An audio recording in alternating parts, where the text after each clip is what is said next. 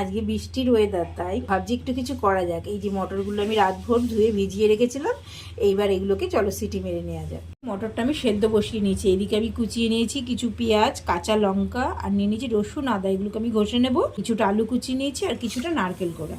তেল গরম হয়ে গেছে, তেলের মধ্যে দিয়ে দেবো পেঁয়াজ কুচি, লঙ্কা কুচি আর আদা রসুন। একটু ভালো করে ভেজে নেব।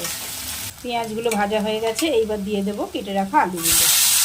এবার দিয়ে দেবো নুন আর হলুদ।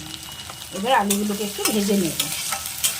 আলুগুলো ভাজা হয়ে গেছে, এইবার দিয়ে দেবো কুড়িয়ে রাখা নারকেলটা দিয়ে আর একটু ভেজে নেব। নারকেল, আলু এগুলো সব ভাজা হয়ে গেছে, এইবার দিয়ে দেবো সেদ্ধ করে রাখা মটরগুলো দিয়ে দিয়েছি। এইবার দিয়ে দেবো হলুদ। আগে কিছুটা লবণ দেওয়া ছিল, তাই আমি এখন স্বাদ অনুযায়ী লবণ দিয়ে নেব। এইবার দিয়ে দেবো একটু ভাজা মশলা, দিয়ে দেবো কাসুরি মেথি, দিয়ে দেবো গরম মশলার গুঁড়ো। এইবার নেড়ে নিলেই কমপ্লিট আমার গরম গরম ঘুগনি।